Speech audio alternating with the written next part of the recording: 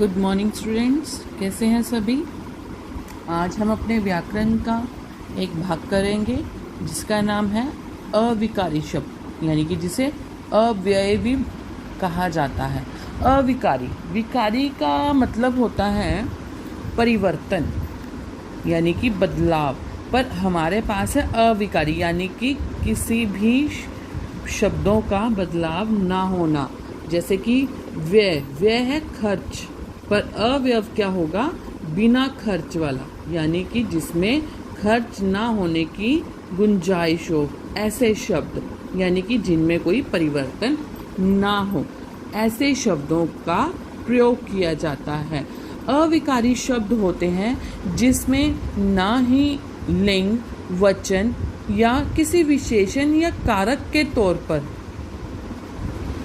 कोई भी किसी भी तरीके का बदलाव नहीं आता है। ये जैसे हैं शब्द वैसे के वैसे ही रखते हैं और इनके ही क्रिया के शब्दों में विशेषता पता चलती है। ये शब्द ऐसे कहलाते हैं। चल जैसे मैं आपको बताती हूँ, आप चित्र देख रहे होंगे, कछुआ धीरे धीरे चलता है। ये तो इसकी विशेषता है कि ये धीरे धीरे चलता है, पर ना ही इसके कोई लिंग में बदलाव है, ना ही हमने इसके कोई वचन में बदलाव किया है, ना ही कोई कारक लगाया है। तो ये क्या है हमारे, ऐसे ये धीरे धीरे क्या हुआ, क्रिया विशेषण है। बट ऐसे शब्दों को हम कहेंगे अविकारी शब्द, जिसमें किसी भी तरीके का कोई बदलाव नहीं होता। चंपा धीरे धीरे चलती है, लोग यात्रा में धीरे धीरे चल रहे हैं।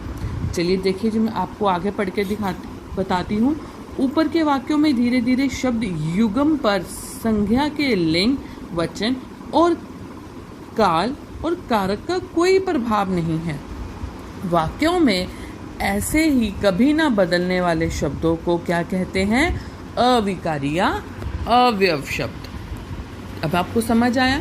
देखिए, मैंने आपको बताया था जैसे कि विकार का क्या अर्थ है, परिवर्तन, पर हमारे पास है अविकारी यानी कि बिना परिवर्तन के, जिनमें परिवर्तन होता है। परिवर्तन अर्थात विकारी शब्दों में जिनमें लिंग, वचन या काल, कारक आदि के कारण परिवर्तन हो जाता है और अविकारी शब्दों पर इनका कोई प्रभाव नहीं पड़ता, यानी कि ये सदैव शब्द ऐसे ही बने रहते हैं। ये आपकी परिभाषा हो गई। जिन शब्दों के रूप में लिंग, वचन, कारक आदि के कारण कोई परिवर्तन नहीं होता, उन्हें अविकारी शब्द कहते हैं। अविकारी शब्द हमारे 4 तरह के होते हैं: क्रिया विशेषण, संबंध बोधक, समुच्चय बोधक और विस्मयादि बोधक। लेकिन जो हमारे सिलेबस में है वो सिर्फ इसके 2 ही भेद करने हैं हमने, क्रिया विशेषण और विस्मयादि बोधक। तो पहले हम करेंगे क्रिया विशेषण। क्रिया विशेषण आपको बोलने से ही पता चल रहा होगा कि क्या है। क्रिया हमने पहले पढ़ा हुआ, क्रिया क्या है, जो काम हो रहा होता है, और विशेषण जो संज्ञा या सर्वनाम की विशेषता बताते हैं। तो क्रिया विशेषण में ये दोनों एक साथ कैसे, जो क्रिया यानी कि जो काम चलते हुए हो रहा हो उसकी विशेषता बताए, यानी कि मोहन धीरे धीरे चलता है, मोहन चलता धीरे धीरे है, यानी कि क्रिया क्या है, धीरे धीरे, पर उसकी विशेषता भी धीरे धीरे है। क्यों? क्योंकि वो चलता ही धीरे धीरे है। जैसे कछुआ धीरे धीरे चलता है, हमें पता है कि कछुआ धीरे ही चलता है, वो क्रिया भी हुई और विशेषण भी हुआ। चलो मैं आपको बताती हूँ, इधर वीडियो दिखाते हैं।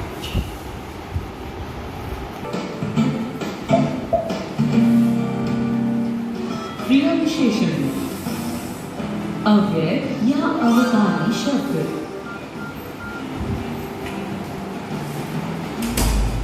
सोना लगातार तैर रही है और कछुआ अपने बच्चे के पास बैठा हुआ है। ये दृश्य कितना सुंदर है। मैं क्या हम यहाँ पहले भी आए हैं? अश्विन, यहाँ हम कभी कभी ही आते हैं, इसीलिए तुमको ये जगह नई लग रही है। क्या तुम्हें ये जगह बहुत पसंद आ रही है? कभी कभी लगातार पास। वह देखो, सोना हमारे कहे हुए शब्दों को बार बार बोल रही है। अश्विन, सोना अव्यय या अविकारी शब्दों को दोहरा रही है। ये अव्यय शब्द क्या होते हैं? अव्यय का अर्थ है जो व्यय न हो और अविकारी का अर्थ है जिसमें विकार उत्पन्न न हो। ऐसे शब्द जिनके रूप में लिंग, वचन, कारक, काल, पुरुष आदि के कारण कोई परिवर्तन नहीं आता, अर्थात जो हमेशा अपने मूल रूप में ही बने रहते हैं, उन्हें अव्यय या अविकारी शब्द कहते हैं। जैसे कि मैंने आपको पहले ही बताया है, आपने देखा होगा कि जो विकारी तत्व हैं, विकारी तत्व में हमारे लिंग, वचन, कारक और काल आते हैं। यानी कि अब हम कर रहे हैं अविकारी। अविकारी में यानी कि इनके लिंग, वचन और कारक के हिसाब से कोई भी परिवर्तन नहीं होता, यानी कि जो क्रिया में विशेषता बताता है, यानी कि जो चीज हमेशा पक्की तौर पर होती है, क्रिया करते हुए विशेषण बताता है, वही क्रिया विशेषण कहलाता है। और अविकारी तत्व ये शब्द वो होते हैं जिनमें किसी भी प्रकार का कोई परिवर्तन नहीं होता। चलिए आगे देखेंगे हम वीडियो। क्या आप जानते हैं कि अव्यय या अविकारी शब्द हमेशा अपने मूल रूप में ही रहते हैं? अव्यय या अविकारी शब्द 4 प्रकार के होते हैं: क्रिया विशेषण, संबंध बोधक, समुच्चय बोधक, विस्मयादि बोधक। माँ, इतना सारा एक साथ? अश्विनी, आज हम केवल क्रिया विशेषण के प्रकार पढ़ेंगे। क्रिया विशेषण जिन शब्दों से क्रिया के स्थान, काल, रीति या परिमाण का बोध हो, उन्हें क्रिया विशेषण कहते हैं। क्रिया विशेषण के 4 भेद होते हैं: कालवाचक क्रिया विशेषण, स्थानवाचक क्रिया विशेषण, रीतिवाचक क्रिया विशेषण, परिमाणवाचक क्रिया विशेषण। पहले जानेंगे कालवाचक क्रिया विशेषण। जिस क्रिया विशेषण से क्रिया के होने के समय का पता चलता है, उसे कालवाचक क्रिया विशेषण कहते हैं। जैसे सोना लगातार तैरती रहती है। हम यहाँ कभी कभी आते हैं। यहाँ पर लगातार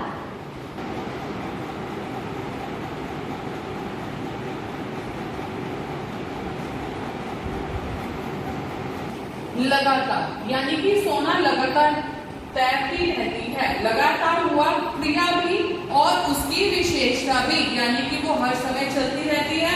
हम यहाँ कभी कभी आते हैं, कभी कभी क्रिया हुई और विशेषण भी हुआ, यानी कि हम कभी कभी आते हैं, तो ये शब्द क्या कहलाते हैं? क्रिया विशेषण कहलाते हैं। चलिए आगे देखिए। और कभी कभी शब्द समय को बता रहे हैं, इसीलिए इन शब्दों को कालवाचक क्रिया विशेषण कहते हैं। जो उसके समय का बता रहे हैं वो कहलाएंगे कालवाचक, जिसमें हमारा समय आएगा। आपको उसके नाम से ही पता चल जाएगा कि ये कौन सा वाचक विशेषण है, पर आपको सिर्फ अभी आने हैं क्रिया विशेषण और विस्मयादि में। चलिए आगे वीडियो देखते हैं।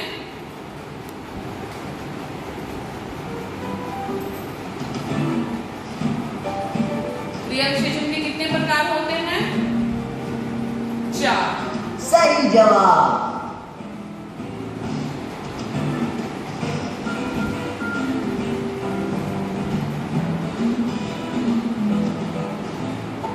स्थानवाचक क्रिया विशेषण जिन शब्दों से क्रिया के होने के स्थान का पता चलता है, उन्हें स्थानवाचक क्रिया विशेषण कहते हैं। जैसे अश्विन, उधर देखो कितनी सुंदर मछली है। तारा, मछली कहाँ जा रही है? यहाँ पर उधर और कहाँ दोनों शब्दों से क्रिया के होने के स्थान का बोध हो रहा है, इसीलिए इन शब्दों को स्थानवाचक क्रिया विशेषण कहते हैं। रीतिवाचक क्रिया विशेषण जिन शब्दों से क्रिया के होने के ढंग का पता चलता है, उन्हें रीतिवाचक क्रिया विशेषण कहते हैं। जैसे तुमने तैरना कैसे सीखा? अब हमको शीघ्र घर पहुंचना चाहिए। दोनों वाक्यों में कैसे और शीघ्र दोनों शब्द क्रिया के होने की रीति या ढंग का बोध करा रहे हैं, इसीलिए इन शब्दों को रीतिवाचक क्रिया विशेषण कहते हैं। आज क्वेश्चन क्या है? कैसे शीघ्र और अवश्य किस प्रकार की क्रिया विशेषण है? शीघ्र बताइए।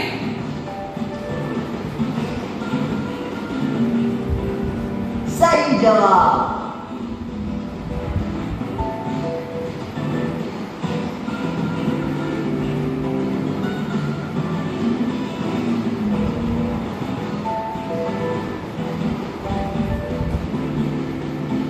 जिन शब्दों से क्रिया के परिमाण या मात्रा का बोध होता है उन्हें परिमाणवाचक विशेषण कहते हैं। जैसे तुम बहुत बोलती हो, अश्वी थोड़ा खा लो। दोनों वाक्यों में बहुत और थोड़ा क्रिया के परिमाण का बोध करा रहे हैं, इसीलिए इन शब्दों को परिमाणवाचक क्रिया विशेषण कहते हैं। अश्वी, तुमको आज कैसा लगा? बहुत अच्छा लगा। तो ये थे हमारे क्रिया विशेषण। आज मैंने तो ये है हमारे क्रिया विशेषण, जिसमें क्रिया विशेषण कितने प्रकार की है? 4 प्रकार, यानी कि 4 भेद है। कौन कौन से? कालवाचक, जिसमें समय का पता चलता है। रीतिवाचक, परिमाणवाचक,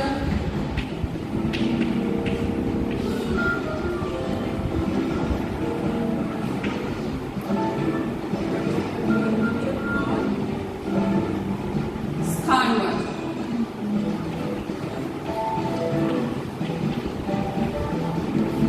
ठीक, कालवाचक में समय का पता चलता है, रीतिवाचक में हमें उसके ढंग का पता चलता है, परिमाणवाचक में परिमाण जो मापा जाता है उसका, और स्थानवाचक में स्थान का।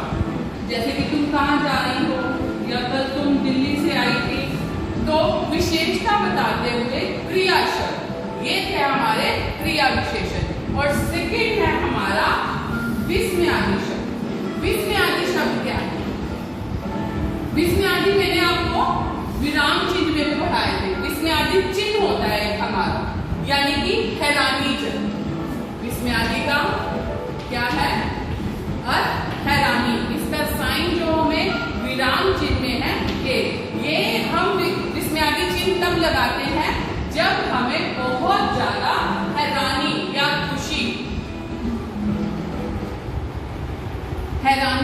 खुशी होती है, या कोई दुख होता है जिसमें हम अपने भावों को प्रकट करते हैं, वो विस्मयादि शब्द कहलाते हैं। इसके बारे में हम आगे देखेंगे।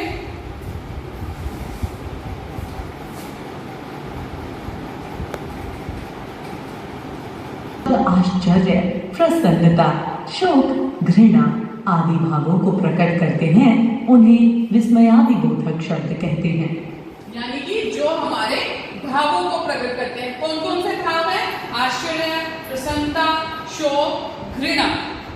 ठीक है, अब इसके आगे आएंगे भेद। भेद वही होंगे जो हम खुशी के समय या शोक के समय, हर्षवर्धक, मतलब जो भी अलग अलग तरीकों से उनको प्रकट करते हैं अपने भावों को, वो इनके भेद आएंगे। चलिए आगे देखिए वीडियो।